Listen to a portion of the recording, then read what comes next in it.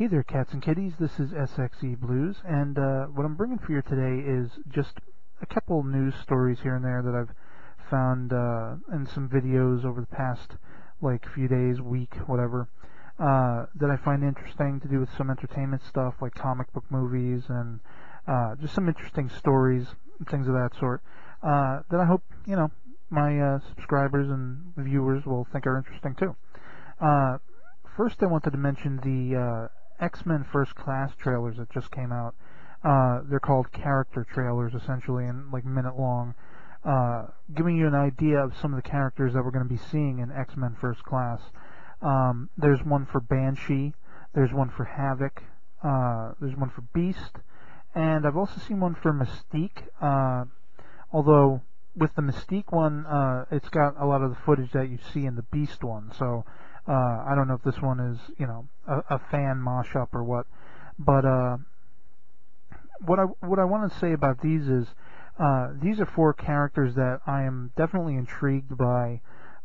Banshee, I remember being interested in when I was younger, and I had, gotten into reading X-Men a little bit, and I really didn't know much about him, but I think he was one of the first action figures, X-Men related, that I had actually gotten my hands on.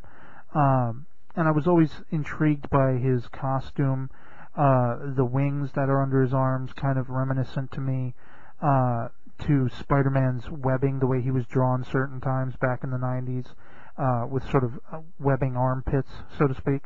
And Mystique in the movies is an intriguing character. The whole shape-shifting and otherwise being blue with the red hair and everything, visually stunning. But, I'm hoping we'll get a little more in-depth with the character because, though I'm not really all that familiar with the comic book version, I know there is a lot of depth that I heard some people who were more familiar with it saying they wish they'd seen on the big screen. The character Havoc is, of course, the brother to Cyclops from the original X-Men movies. My friend on YouTube, Mr. Nero Zero, made a good point because this movie takes place in the 60s, essentially. How does this play on the character of Havoc, since this is supposed to be a prequel to the Bryan Singer X-Men films, and for all intents and purposes, wouldn't this make Scott Summers' brother, 30, 40 years older than him? So would it be in fact his brother, or are they going to make it Cyclops' father or something? But in any case, he looks pretty kick-ass. I like the whole pink red energy blasting, and definitely intrigues me to see on the big screen. And the final one, as I said, was Beast.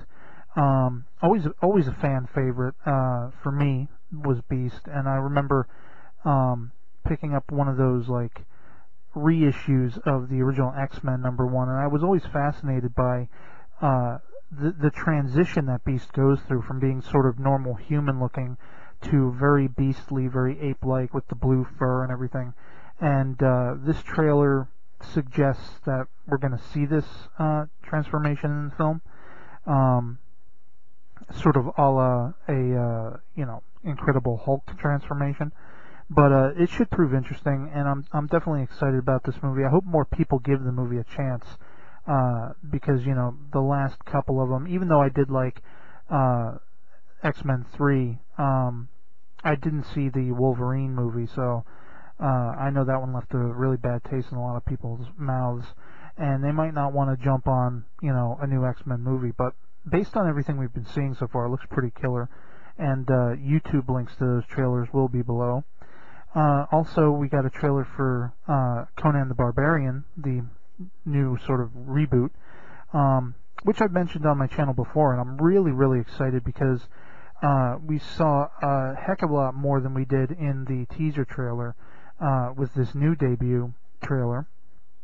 The thing that stands out to me the most is how visually representative of what my imagination holds Conan to be is the actor Jason Momoa as Conan. I am just astounded.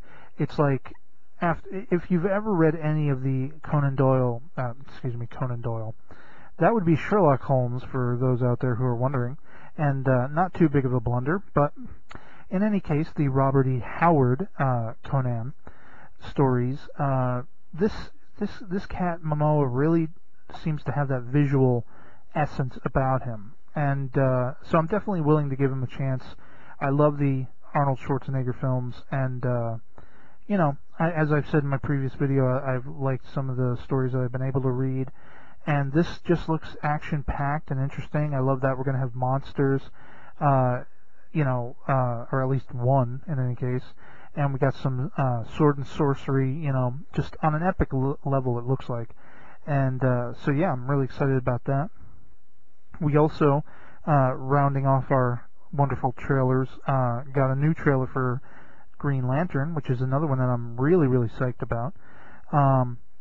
What I think the impression this one made on me, or at least the thing I liked the most, was seeing the interaction between Sinestro and Hal Jordan, and the whole Jordan gets knocked on his ass essentially, and Kilowog comes over and making like he's gonna pick him up or help him up, and slams him in the face, and basically gives him the message you have to be more aware of your surroundings and how people can turn table on you at any given moment, and it just looks fantastically epic. I said a while back, and again my friend Mr. Nero Zero has said, this looks like the Star Wars of DC movies. We're going to have so many alien races represented, and I've been a basic Green Lantern fan. I've been intrigued by the character, but I've never gotten into really reading any of the stories. What I've seen of this so far makes me want to get into it, and go and buy some trade paperback collections and stuff like that, because it just looks visually epic, and I hope the story will be just as epic as what visuals we've seen. So those are three big movies that I'm really anticipating. And once again, the trailer, YouTube link for the trailer will be below. I also wanted to reference a couple stories that I read from io9.com. The first being this Meat Hook Galaxy, which I posed the question, is this where Krypton could be located? And the reason I do, if you'll click on the article and you'll see an image that, it's kind of in the shape of like a giant S, and we know that in TV and comic book related stuff, most things to do with Superman, aka Kal-El from Krypton, seem to take on an S shape whenever it's something notable, and I just thought it would be funny if, you're looking through images of spacescapes and things like that, and you see this giant galaxy that's in the shape of an S. What better place to locate Krypton, But segueing to the next thing from IO9, which is still Superman related, is the whole, Action Comics, is it 900 issue, with Superman basically giving the finger to America, is what everybody is saying, by renouncing his citizenship. And I don't know. I don't get it. I don't get what everyone is so up in arms about. This is an alien, from Krypton, a sort of alien immigrant that came to Earth, and he's the protector of not just Earth, but many parts of the galaxy. Yes, he wears red, blue, and yellow, but he doesn't have the American flag as his cape. He has a red cape. And, the idea that he's suddenly become like an un-American, or, I don't look at it like that. I don't see the problem with this. For me, it's not about him being there to save Americans. He's there to save all citizens in the world. And, I'm not one who subscribes to government machinations. I like what, over on the channel from Superman homepage, I can't think of the name of the channel, but it'll be below. Whenever they do their weekly news updates regarding Superman, The tail end has a message from Scotty V from the website, and I love how he posed, if people are going to be up in arms about them not wanting to say truth, justice, and the American way anymore, giving an alternative to that would be truth, justice, and freedom for all. And personally, I dig the hell out of that. I don't think we need it to be the American way, because I got news for you, the American way isn't that great. And no government way in the world is that great. I'm not saying, that I'm anti-American. I love this country, but I love aspects of it. I can also hate aspects of it, and or extremely dislike for those with sour stomachs, or easily soured stomachs. And I really have no problem with this. He's an alien being. He doesn't even really exist, but he doesn't have to be an American symbol. He has to be a world symbol, if a symbol at all. Because in reality, as I say, he's not just going around saving metropolitan, suburban American families and whatever. He does the world over. He brings good to the world over. And so the idea that, he's un-American and all the... Whatever. Shut the hell up. Most of the people raising a riot about this probably aren't even comic book fans, which is the saddest part of the whole thing. They probably just know Superman as a symbol, and symbols are like beliefs.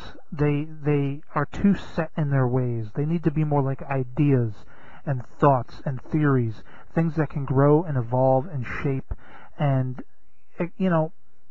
not conform to any one ideal. And to have Superman, this worldly being, it's like saying Doctor Who is strictly British. Okay? Yes, it is. It's a British creation.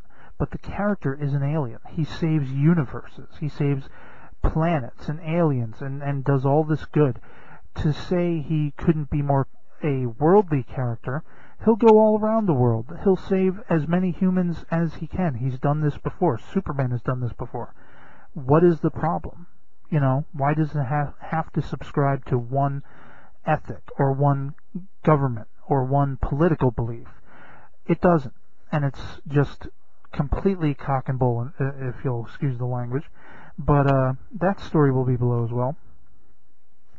Also from IO9, there is this interesting story about an abandoned amusement park outside of Beijing that I just think is interesting, being someone who loves going to like Walt Disney World, and in my youth, I haven't been there in years, but the Magic Kingdom was one of the parks in Florida where I live, and this just looks very interesting to me. It was apparently one that they were building, and I don't know if it was going to have Disney affiliation or if it was going to be something of a competitor, but the images that are in the article of this abandoned, amusement park are interesting to me, and, I just figured I'd include that. The final thing, again from IO9, I had more IO9 stories than I realized, is probably one of the scariest pictures you'll ever see. And I nominate for the next monster for Doctor Who, since that's something I always talk about on my channel, or talk about a lot. If you've ever watched Sesame Street, and I remember watching it as a kid, and even when I had cable, I would sometimes tune in and see what the modern version was like. But two of my favorite characters, a la Laurel and Hardy, were Ernie and Bert. And, this little article and the image that accompanies it is taking the basis for the Muppet rather, of Bert, and showing us what the real world equivalent could potentially look like of a human being looking like that. And one word, yike. So anyway, this is SXE Blues, just bringing you some of the more notable or interesting or commentary-esque stories that he's found. Why am I talking about myself in the third person all of a sudden? It's been a strange day. But in any case, I hope you enjoy what I have to show you. And let me know what you think in the comments and all of that good stuff. And catch you later.